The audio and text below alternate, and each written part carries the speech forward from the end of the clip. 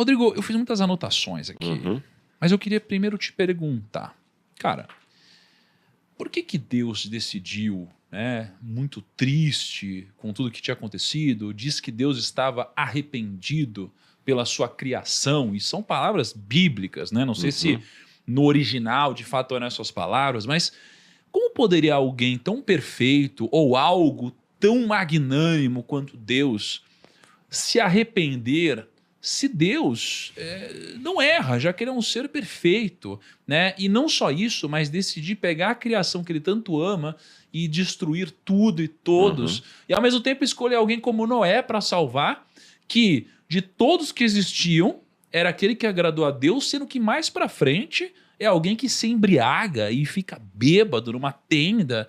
Então assim, qual é a grande explicação para Deus ter decidido destruir tudo? Bom, essa explicação ela pode passar por 3 momentos aqui na história de Noé.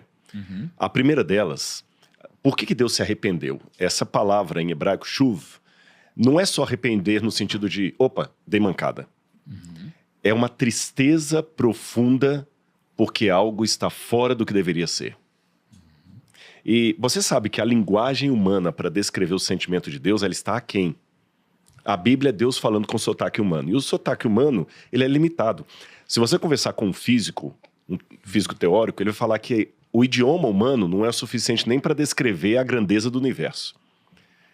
A gente usa termos que não são precisos. Por exemplo, o físico chama até hoje de átomo o que não é átomo, porque o átomo é divisível. E o átomo significa não divisível. Ele fala de pôr do sol e nascer do sol, mas o sol não se põe nem nasce. Então a nossa linguagem é imprecisa para descrever a realidade. Quando nós falamos, por exemplo, assim, vai viajar? Vai com Deus. Fica com ele também. Vai com Deus, mas se Deus está em toda parte, como é que eu vou com ele? Então você vê que a linguagem é imprecisa para falar Deus. E a Bíblia, então, empresta essa linguagem humana, imprecisa, mas é o único jeito de Deus ser inteligível. Então, algumas expressões de sentimentos humanos são aplicados a Deus, mas Deus tem isso de maneira muito mais profunda do que nós. Deus é pai. Você é pai. Mas Deus é pai de um sentido muito mais absoluto do que qualquer pai da terra. Então Deus sentiu uma angústia, uma tristeza muito grande por algo que não deveria estar assim. A Bíblia fala que os homens foram violentos na época deles e fala que eles, diz aqui o capítulo 6, versículo 1, quando as pessoas começaram a se multiplicar sobre a face da terra, os filhos de Deus, que alguns interpretam como sendo anjos, a gente pode entrar isso daqui a pouquinho, mas para mim não eram anjos, era a descendência de Sete, se apaixonaram pelas filhas dos homens, que eram bonitas, e as tomaram para si. E Deus falou, meu espírito não virá muito tempo sobre eles. E diz aqui, olha, que esses deram origem a homens valentes, e Deus viu a maldade das pessoas que havia se multiplicado, e que todo o desígnio do coração era continuamente mal. Aí vem a segunda parte da explicação. Existe uma ideia que vários teóricos, Dilthey foi um deles que estudou, o que faz o surgimento do pensamento coletivo.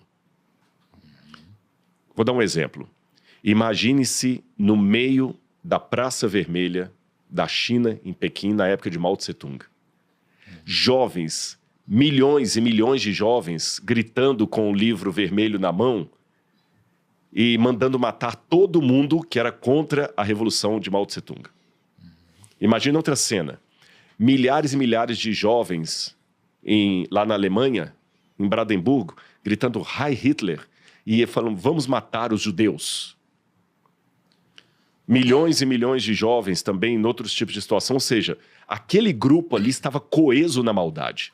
De alguma maneira a maldade pegou de tal forma aquele grupo, que hoje eu olho, falei assim, gente, como é que eles podem cultuar a maldade, o nazista, o seguidor de Mao Tse-tung?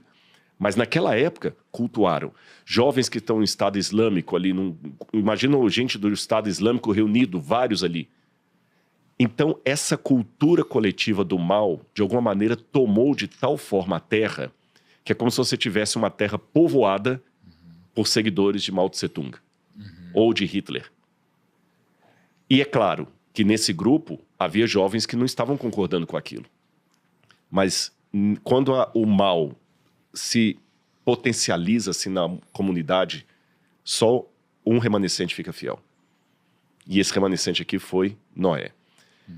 Você perguntou aí, mas muita gente, precisaram de milhares de pessoas para construir essa arca. Certamente Noé contou com a mão de obra de outras pessoas. E por que não entraram na arca? Eu tenho duas explicações. Ou elas morreram antes do dilúvio, talvez foram perseguidas pelos outros, porque se os outros eram maus, violentos, a mão deles estava cheia de maldade, talvez eles mataram alguns e talvez aqueles que ajudaram a construir a arca foram perseguidos.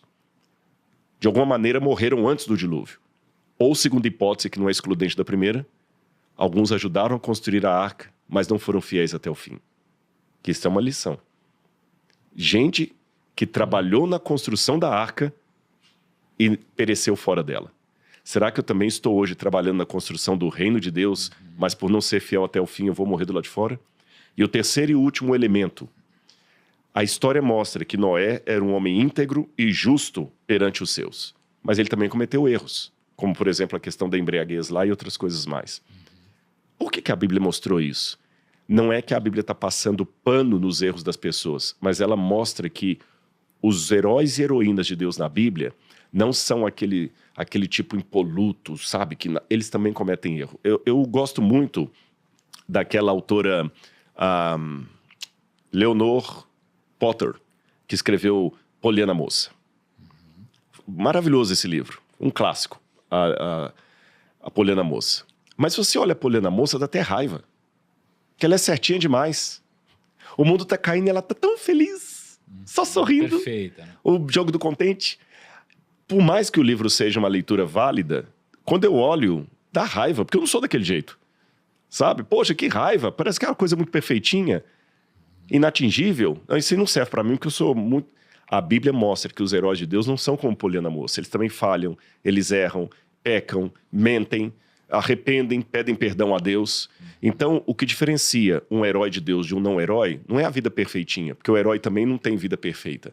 É o andar com Deus como Noé andou. Cara, mas vamos lá. Vamos ainda nessa... Antes da gente avançar de assunto. Será que dentre todos, só Noé era justo? Só Noé agradou a Deus ali? Porque eu fico pensando, né? Se alguns bons pagaram preço pelos maus, será que essa foi a melhor solução? E aí eu estou imaginando, bom, não teria uma melhor solução, porque essa solução veio de Deus. Mas também veio de Deus a criação de seres que ele mesmo decidiu destruir depois por ter se arrependido. Aí eu fico pensando, quando veio Jesus, cara, a gente está andando no meio de um monte de pecador. Em tese, por crer em Jesus, amar Jesus, né, pela nossa fé, a gente vai ser salvo. E outras pessoas que estão do nosso lado, não. Essa me parece uma solução muito mais inteligente, racional, sob a perspectiva de Deus, mas obviamente com uma compreensão muito limitada, porque permite que pessoas sejam salvas, mesmo tendo pessoas más, digamos assim, andando ao nosso lado. Enquanto que naquela época, Deus falou assim, não, vou preservar esse e todos os outros eu vou exterminar. Né? Será que é isso mesmo? Assim, não tinha mais ninguém que era bom, era Não. só Noé? Havia, como eu falei, pessoas que talvez morreram antes, por Matusalém, Enoque. A Bíblia descreve que Enoque andou com Deus e até foi arrebatado. Estavam todos antes do dilúvio. Então, Noé não era o único. Mas quando o dilúvio caiu, realmente só estava Noé, seus filhos, noras e esposa. Não tinha mais ninguém. A gente tem que aprender duas coisas. Em primeiro lugar, aprender a ser minoria. Haverá muitos momentos na história em que os de Deus, não vou chamar os bons não, porque isso é meio estereótipo. Sim.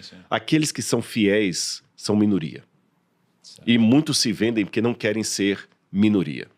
Na época do Reich, hoje é muito comum aqui eu detonar com Hitler, com o antissemitismo, fazer um discurso aqui, vai ter aplausos e tudo mais. Mas na época da Segunda Guerra, com a propaganda de Goebbels, muita gente até sabia que aquilo não prestava, mas eles não queriam pagar o preço de ser a minoria que estava indo contra o Reich. Então é muito fácil hoje eu detonar Hitler. É difícil seria eu estando na Alemanha nazista, com um monte de bandeira vermelha para todo lado lá. Jogando tinta, né? Quero ver. Exatamente. E eu falo assim, não aceito. E o Hitler passando e todo mundo gritando lá, fazendo o gesto, e eu quieto ali. Ter essa coragem de ser minoria. Sim. E segundo ponto, além de ter essa coragem de ser minoria, eu tenho que entender que Deus, por mais que Ele ame, a sua paciência tem limite. Por exemplo, vou falar até uma coisa meio arriscada aqui. Como é que você resolve o problema do Reich?